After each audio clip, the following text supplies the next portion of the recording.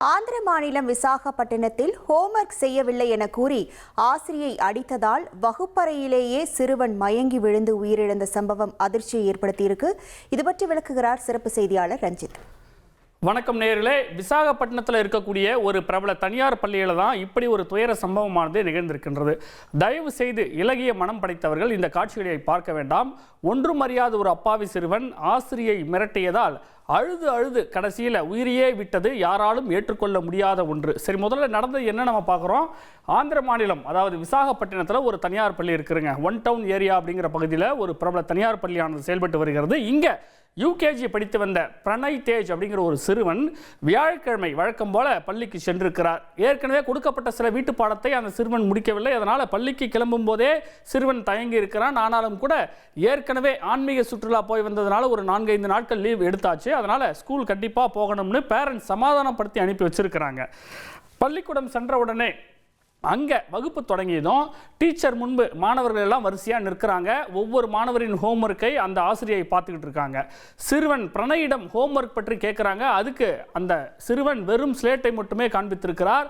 ஏன் வீட்டு பாடம் முடிக்கல அப்படின்னு அந்த சிறுவனை ஆசிரியை திட்டுகிறார். பயத்தில் சிறுவன் அழுகிறான். அப்போது ஆசிரியை அந்த சிறுவனை தன் பக்கமாக இழுத்து சட்டை பட்டனை கழற்றி அவமானப்படுத்துகிறார். தவிர கன்னத்தில் அறையவும் செய்கிறார். அப்போது திடீரென அந்த சிறுவன் ஆசிரியை மீதே நிலைகுலைந்து மயங்கி விழுந்து வகுப்பறையிலேயே உயிரிழந்து விடுகிறான். திடீர் இதய செயலிழப்பு காரணமாக, அதாவது கார்டியாக் அரெஸ்டால் அந்த சிறுவன் உயிரிழந்திருக்கலாம் அப்படின்னு சொல்லப்படுகின்றது. இந்த சம்பவம் தொடர்பான சிசிடிவி காட்சிகள் வெளியாகி பெரும் அதிர்ச்சியை ஏற்படுத்தியிருக்கின்றது. சமூக வலைதளங்களிலும் வேகமாக பரவி வருகிறது. மயங்கி விழுந்த சிறுவனை பள்ளி நிர்வாகம் கிங் ஜார்ஜ் ஹாஸ்பிட்டல் அப்படிங்கிற ஒரு தனியார் மருத்துவமனைக்கு தூக்கி சென்று பரிசோதனை செய்ததில் வகுப்பறையிலேயே அந்த சிறுவன் மயங்கி விழுந்து உயிரிழந்து விட்டதாக மருத்துவர்கள் சொல்லிட்டாங்க. இந்த சம்பவம் காலை 11 மணி அளவில் நடந்ததாகவும், ஆனால் மதியம் 12:50 மணிக்குத்தான் பள்ளி நிர்வாகம் தங்களுக்கு தகவல் சொன்னதாகவும் சிறுவனின் பெற்றோர் குற்றம் சாட்டுறாங்க. சிறுவனின் குடும்பத்தினர், உறவினர்கள் பள்ளி முன்பும் மருத்துவமனை முன்பும் திரண்டு போராட்டத்தில் ஈடுபட்டாங்க. இந்த சம்பவத்தில் மிக முக்கியமான கேள்வி எழுகிறது. என்னன்னா, சிறுவன் உயிரிழக்க காரணம் என்ன? சிறுவன் எதனால் உயிரிழந்தார்? ஆசிரியை அடித்ததால் ஏற்பட்ட அதிர்ச்சியா அல்லது வேறு ஏதேனும் மருத்துவ காரணமா? சிறுவனின் உடல் பிரேத பரிசோதனைக்கு அனுப்பப்பட்டிருக்கு. அந்த அறிக்கை கிடைத்த பிறகே மரணத்திற்கான சரியான காரணத்தை உறுதி செய்ய முடியும் அப்படின்னு போலீசார் சொல்றாங்க. இருந்தாலும் தற்போது அந்த ஆசிரியை மேல வழக்கு பதிவும் செய்யப்பட்டிருக்கின்றது. தங்களுடைய மகன் நல்ல உடல் நலத்துடன் ஆரோக்கியத்தோடு தான் இருந்தான், உடம்புக்கு இதுவரைக்கும் எந்த பிரச்சனையும் இல்லை, டீச்சர் அடித்தது தான் உயிரிழக்க காரணம்னு சிறுவனின் பெற்றோர் சொல்றாங்க. இந்த சம்பவம் தொடர்பாக மாவட்ட கல்வித்துறை அதிகாரிகள் சம்பந்தப்பட்ட பள்ளிக்கு நேரில் சென்று விசாரணையும் நடத்தினாங்க. முதல் கட்ட அறிக்கை அரசிடம் சமர்ப்பிக்கப்பட்டு விட்டதாக தகவல் வெளியாக இருக்கின்றது. முழுமையான விசாரணைக்கு regional joint director, district education officer மற்றும் ரெவென்யூ டிவிஷனல் ஆஃபீஸர், இந்த மூவர் அடங்கிய குழுவானது விசாரணை நடத்த உள்ளது. போலீசாரும் வழக்கு பதிவு செய்து விசாரணையை தொடங்கியிருக்கிறாங்க. ஆந்திர கல்வித்துறை ஆசிரியர்கள் மாணவர்களிடம் அக்கறையுடனும் மனிதநேயத்துடன் நடந்து கொள்ள வேண்டும் அப்படின்னு சொல்லியிருக்கிறாங்க. ஆந்திர கல்வி அமைச்சர் குறிப்பா நாரா லோகேஷ் இந்த சம்பவம் குறித்து அதிர்ச்சி தெரிவித்ததோடு பள்ளி நிர்வாகம் உட்பட இதற்கு பொறுப்பானவர்கள் மேல கடுமையான நடவடிக்கை எடுக்கப்படும் அப்படின்னு உறுதியளிச்சிருக்கிறாரு. சிறுவனின் குடும்பத்துக்கு அரசு நிதியுதவி கிடைக்கும்னு உறுதியளிச்சிருக்கிறாரு. ஆந்திர கல்வித்துறையும் கடும் கண்டனம் தெரிவிச்சிருக்கு. மாணவர்கள் கிட்ட ஆசிரியர்கள் உணர்வுபூர்வமாகவும் பொறுப்புடனும் மனிதநேயத்துடனும் நடந்து கொள்ள வேண்டும் அறிவுறுத்தப்பட்டிருக்கு. இது மாதிரியான சம்பவங்கள் மீண்டும் நடைபெறாமல் தடுக்க தேவையான நடவடிக்கைகள் எடுக்க வேண்டும் அப்படின்னு அறிவுறுத்தப்பட்டிருக்கு. ஹோம்ஒர்க் முடிக்கவில்லை என்பது பிஞ்சி குழந்தையின் உயிரை விட பெரிய பிரச்சனையாக இருக்க முடியுமா? அந்த ஆசிரியையின் செயலுக்கு கண்டனங்கள் குவிந்து வருகிறது. கடும் நடவடிக்கை எடுக்க வேண்டும் என்று பல்வேறு தரப்பிலிருந்தும் குரல்கள் எழுகின்றன. இந்த நேரத்தில் நம்முடைய சிவகங்கையிலிருந்து பொதுநல மருத்துவர் ஃபரூக் அப்துல்லா அணிகிறார். சார் வணக்கம், இணைப்பில் இருந்தமைக்கு நன்றி. சார், இப்போ இந்த சிறுவன் மயங்கி விழுந்து உயிரிழந்திருக்கு, ஆசிரியை அடித்தது தான் நேரடி காரணமாக இருக்குமா?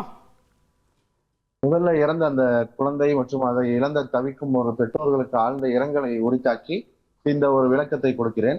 அந்த குழந்தைய அவங்க அடிச்சது பார்த்தா ரொம்ப லேசான ஒரு அடி மாதிரி தான் இருக்கு. ஆனா அந்த குழந்தைய அடிக்கிறதுக்கு முன்னாடியே அவங்க ரொம்ப ஒரு பயத்துல ரொம்ப நேரம் இருந்திருக்கு.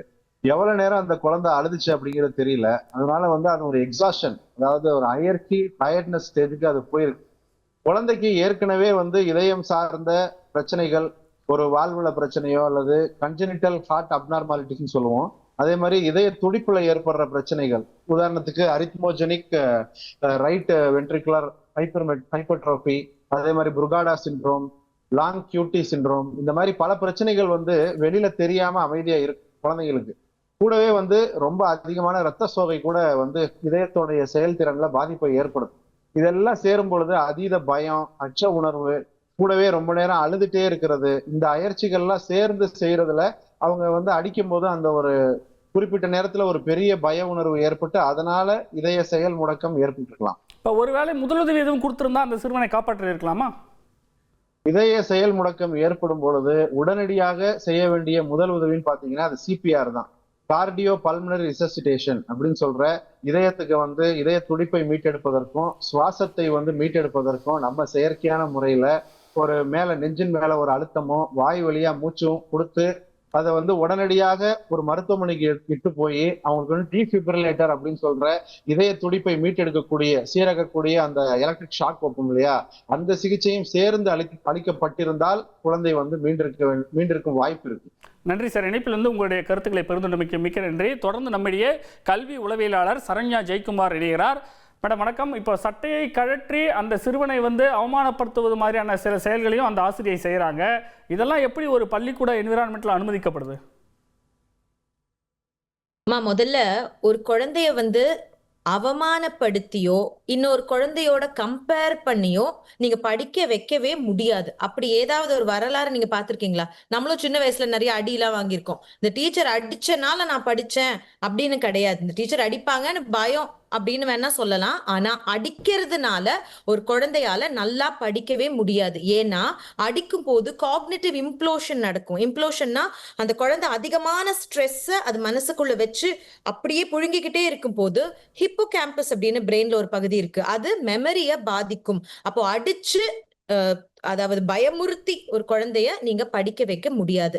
அடுத்து இன்னைக்கு குழந்தைகளோட என்டர்டெயின்மெண்ட் ரொம்ப ஹாப்பியா, ரொம்ப கலர்ஃபுல்லா, ஃபிளாஷியா, நல்ல விஷயங்களா இருக்கும் போது குழந்தைகள் ஸ்கூலுக்கு போறதே அவங்க கொஞ்சம் கஷ்டப்பட்டு தான் போறாங்க. அப்போ வீட்டுல என்டர்டெயின்மெண்ட் ரொம்ப நல்லா இருக்கு, ஆனா ஸ்கூல்ல இவ்வளவு அடி அந்த மாதிரி எல்லாம் இருந்தா அந்த குழந்தைக்கு படிப்புல ஆர்வம் குறையும். முன்னாடி காலத்துல வீடும் ஸ்ட்ரிக்டா இருந்தது, ஸ்கூலும் ஸ்ட்ரிக்டா இருந்தது. ஆனா இன்னைக்கு வீடுகள்ல நிறைய பேரண்ட்ஸ் ரொம்ப ஜென்டில் பேரண்டிங்க ஹேண்டில் பண்றாங்க. குழந்தைகள் அவ்வளவு திட்டுறது இல்ல, அடிக்கிறது இல்ல. அப்போ ஸ்கூல்ல மட்டும் இந்த மாதிரி திட்டு அடி எல்லாம் கிடைக்கும் போது குழந்தைகளால இதை தாங்கிக்க முடியாது. அப்போ சட்டத்தின்படியும் குழந்தைகளை அடிக்க கூடாது அப்படிங்கிறது தான் சட்டம். குழந்தைகளை அடிச்சு நீங்க சொல்லி கொடுக்க கூடாது. ஏன் இந்த சட்டம் வந்துச்சுன்னா இன்னைக்கு பாருங்க இந்த மாதிரி ஒரு இன்சிடென்ட் நடந்திருக்கு, பார்க்கவே இவ்வளவு பதறுதுங்க. அப்போ குழந்தைகளுக்கு டாக்டர் ரொம்ப அழகா சொன்னாரு, அனிமிக்கா இருக்கக்கூடிய குழந்தைகள், உங்க குழந்தைக்கு ஹீமோகுளோபின் இருக்கா இல்லையா, 10 அளவுக்கு இருக்கா அப்படின்னா அதை செக் பண்ணா தான் தெரியும். நிறைய குழந்தைகளுக்கு அதை செக் பண்றதே கிடையாது. அப்ப அனிமிக்கா இருக்கக்கூடிய குழந்தைகளுக்கு இந்த மாதிரி ஸ்ட்ரெஸ்ஃபுல்லான சிச்சுவேஷன்ஸ் நடக்கும் போது கார்டியாக் அரெஸ்ட் வர்றதுக்கான வாய்ப்புகள் ரொம்ப அதிகமா இருக்கு. இப்ப சம்பந்தப்பட்ட பள்ளி மேலேயும் அந்த ஆசிரியை மேலே என்ன நடவடிக்கை எடுக்கப்படணும்? இதுல பல சட்டங்கள் இதுக்குள்ள வரும். செக்ஷன் 75 இளஞ்சிறார் நீதி சட்டத்துல செக்ஷன் 75 குழந்தைய துன்புறுத்துறது, அந்த செக்ஷன் இதுல கண்டிப்பா அந்த ஸ்கூல் பிரின்சிபல் மேலயும் ஆக்ஷன் எடுக்கணும், அந்த டீச்சர் மேலயும் ஆக்ஷன் எடுக்கணும். ஏன் டீச்சர் தான் அடிச்சாங்க, பிரின்சிபல் என்ன பண்ணாங்க அப்படின்னு கேட்டீங்கன்னா, இந்த மாதிரி அடிக்க கூடாதுன்னு இந்த டீச்சர்ஸுக்கு அவேர்னஸ் கொடுக்கப்பட்டதா, அவங்க கிட்ட அண்டர்டேக்கிங் வாங்கினாங்களா, குழந்தையில நாங்க அடிக்க மாட்டோம், அடிக்காம சொல்லி கொடுத்தோம் அப்படின்னு அண்டர்டேக்கிங் வாங்கினாங்களா? சார், எனக்கு சென்னையில வெரி டாப் ஸ்கூல்ஸ் நிறைய தெரியும், அங்கேயே இன்னும் குழந்தைகளை அடிச்சுட்டு தான் இருக்கிறாங்க. அப்போ இந்த மாதிரி விஷயங்கள் நடக்கும் போதுதான் அவங்களுக்கு பயம் வருது அப்படின்னா அதுக்கு முன்னாடியே இதுக்கான அவேர்னஸ் எடுக்கணும், டீச்சர்ஸுக்கு சொல்லி கொடுக்கணும். ஏன்னா ரொம்ப பழைய 2002ல இருந்தே சொல்லி கொடுத்துட்டு வர டீச்சர்ஸுக்கு ரொம்ப காலமா அவங்க அடிச்சுதான் சொல்லி கொடுத்துட்டு வர்றாங்க. இந்த சட்டங்கள் எல்லாம் ஒரு 10-12 வருஷம் சமீபத்துல வந்த சட்டங்கள். அப்போ இப்ப இந்த குழந்தைகளை எப்படி ஹேண்டில் பண்றது அப்படிங்கிற அவேர்னஸ் அவங்களுக்கு போய் சேரல. இன்ஃபேக்ட் இந்த ஒரு கேஸ்ல இது மர்டர் செக்ஷனும் வரும், BNS 103. அந்த குழந்தை இறந்து போயிருக்கு. அப்போ அவங்க இன்டென்ஷனலா பண்ணாங்களா இல்லையா அது செகண்டரி, ஆனா குழந்தை இறந்து போயிருக்கு, இவங்க செய்த காரியத்தினால இறந்து போயிருக்கு. அதனால இந்த டீச்சர் மேல ஆக்ஷன் எடுக்கப்பட வேண்டும். இப்ப அதே பேரண்ட்ஸ் தானே தன்னுடைய பிள்ளை நல்லா படிக்கல அப்படின்னா அதே ஆசிரியை மேல பிளேம் பண்றாங்க. அதாவதுங்க, ஒரு ஆசிரியரோட வேலை என்ன, அந்த குழந்தைக்கு ஏத்த மாதிரி படிக்க வைக்கிறது, அவ்வளவுதான். எல்லா குழந்தையும் அடிச்சுதான் படிக்க வைக்கணுங்கிறது கிடையாது. அந்த குழந்தைக்கு புரியற மாதிரி நம்ம எத்தனையோ இப்ப ரீசெண்டா வீடியோஸ் பாக்குறோம் இன்ஸ்டாகிராம்ல, பாட்டு பாடி சொல்லி கொடுக்கக்கூடிய டீச்சர்ஸ் இருக்காங்க. இன்ட்ரெஸ்டிங்கா, சுவாரஸ்யமா, கேமிஃபைடா எஜுகேஷன் எடுத்துட்டு போற டீச்சர்ஸ் இருக்காங்க. இவங்க அப்டேட் ஆகலைன்னா நம்ம ஒண்ணும் பண்ண முடியாதுங்க. டீச்சர்ஸ் அப்டேட் ஆகணும், அது முக்கியம். நன்றி மேடம். இணைப்பில் உங்களுடைய பார்வையை பதிவு செய்தமைக்கு மிக்க நன்றி. நேயர்களே, கல்வி உரிமை சட்டத்தின்படியும் எந்த ஒரு மாணவனையும், அதாவது கல்வி நிறுவனங்களில் அடிக்கக்கூடாது என்று வரையறுக்கப்பட்டிருக்கின்றது. தற்போது இந்த சம்பவம் தொடர்பாக காவல்துறையினர் வழக்கு பதிவு செய்து விசாரணை நடத்தி கொண்டிருக்கிறார்கள்.